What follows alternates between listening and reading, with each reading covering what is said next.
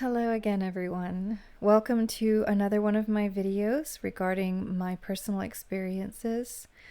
And this time it is my personal experiences with Goddess Sekhmet. Goddess Sekhmet is depicted in ancient Egypt as a goddess having a lion's head. She is a goddess of battle or war or the warrior. She is a warrior goddess, and she's also the goddess of healing. So she shares those two sides. And I'll begin by saying my first experience with her was not one that I recognized as her. And because I didn't know about her. I didn't know about her at that time. And it was during the time where I had begun meditating with my Holy Mother, Goddess Aset. My whole world was kind of being opened to these new truths that I had discovered. And my whole world was being turned upside down right now. I was definitely experiencing a big shift in my life, and all for the better. So, as I would go to bed at night, I would go to sleep, I would close my eyes, and over a period of time, a short period too, I would see this blue image of a lion's head. And it was a turquoise blue color of a lion's head. And the gaze would just be kind of not looking at me, but kind of like her, or the lion's head was at the side, kind of, and just looking kind of in the distance. The expression on the lion's face was calm and still, but it was clear as day, and it was painted in this turquoise blue color. And I remember seeing it, and I think in the beginning I thought, oh, maybe this is a spirit guide, or I'm seeing animals, like this is beautiful. So that's what I was seeing. And as I continued my meditations with my mother, Goddess Aset, she would start directing me to a card within her oracle deck, as I meditated with the oracle deck at that time. And in that meditation, the oracle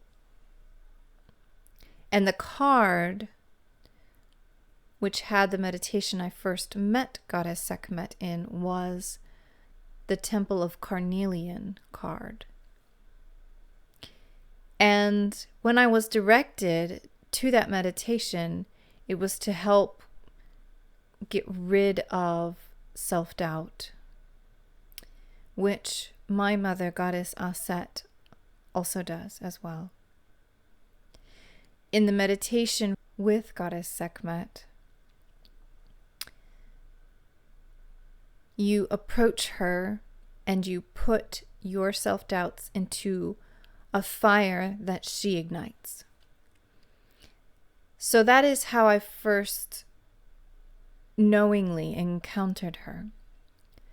The presence that I felt from her, the energy that I felt from her, was stoic, wise, very strong, and perceptive. She had this energy of almost like a sensei, I want to say. Like when you knew if you were to come to her and ask questions or, interact with her, she had wisdom to give you, and it might be a little tough on you. She might be a little tough on you, but it was to help make you stronger.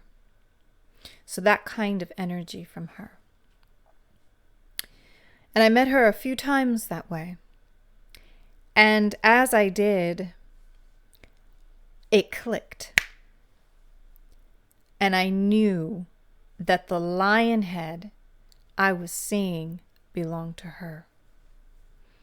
It clicked. And I finally realized I've been seeing Goddess Sekhmet when I closed my eyes. And as soon as I recognized that that's who that was, I stopped seeing the lion face anymore. It's almost as if she said, all right, she got the message. I don't have to do that anymore. She understands. I'm trying to get her attention. So I stopped seeing it. Once I had that mental recognition of that's Goddess Sekhmet, they stopped. So it was very interesting that I made that correlation. Once I did, I was like, oh my gosh, that's Goddess Sekhmet. So I began to meditate with Goddess Sekhmet a little bit more. And as I did, she showed herself to me a little more each time. And the way she showed herself to me, she had the head of a lioness, you know, and that beautiful collar, gold collar. I saw her dressed in white, although I know she can be dressed in a red color as well, I think. But I saw her in a white kind of color in the beginning. And then on the off, like sometimes I would see her in a not a red color, but like a soft orangey color sometimes. But they may have had to do with the chakras that she wanted me to focus on at the time. So there's red, of course, with the root chakra, which is correlated with the warrior. And then the sacral chakra, which I needed a lot of healing with as well. So as she presented herself to me, I started to get a better understanding of her. And she mainly shows herself to me as the lion with the lioness head and in a white gown with gold here and a gold crown as well. She can also, like, when I see her, she has that sun disk on her head as well. And for me, she has more like a very deep skin tone. And her voice and some of her behaviors, the way she presents herself to me, remind me of Claire Huxtable from The Cosby Show. That was Mr. Huxtable's wife, Claire. She just reminds me of that, the way she comes to me, her voice. And so she has this very strong-willed energy. I could feel that sense of that fire energy from her. Tough, wise, caring, and loving.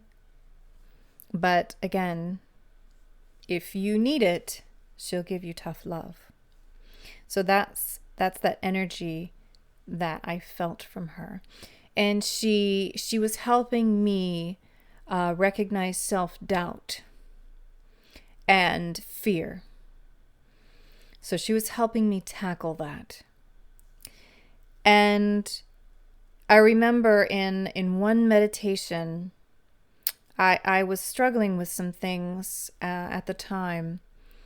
And trying to gain an understanding of how I could recognize good from bad, because sometimes it can be difficult if you can't perceive. And she reminded me, I remember that meditation because she took me into a desert, an endless desert with rolling dunes of sand. And she was not shouting at me, but very firm with me. And she said, "Do you think your enemy will come to you so obviously all the time? Think you that they will approach you with sword in hand and a shield at their side, ready to do battle, easily recognized?" She said, "The enemy often comes with an innocent facade. And the only way to fight the enemy is to know yourself, to trust yourself, and never be afraid."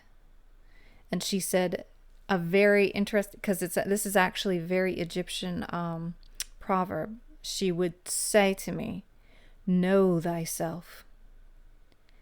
This is the only way you'll be able to recognize when it's bad and when it's good. Because if you do not know yourself, you do not know where you stand. You don't know the difference because you yourself are wishy-washy. You're going to be all over the place. You have no roots. You're not grounded. So you can't decipher what's coming to you because you yourself have no idea. You're going to take anything if it impresses you enough because you're not grounded and you're afraid. So she basically whipped me back into shape, and she sent me a picture or an image of a tornado made of sand. And she said it's easy to recognize danger when it's obvious. But then she showed me a picture of an innocent person, an innocent looking person. And she said, but evil does not always come so blatantly obvious like that.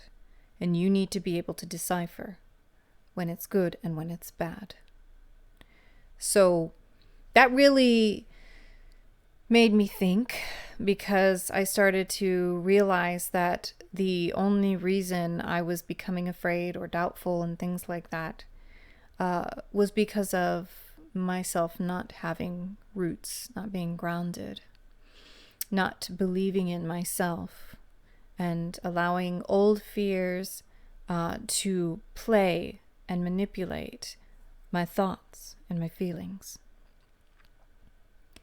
So that's the type of energy that she showed to me. Again, kind of like a sensei, face your fears, basically. Face your shadow self. Face it, head on. Don't be afraid. And it took me a while to finally understand that, and to stop doubting myself and to embrace this side of me. So it took a while, but she got through, and the way I see her now is definitely a little bit different. So I was definitely happy about that. And this video is getting a little bit long. I'm trying to keep them within 15 minutes. So I will say, see you in part 2. Thank you.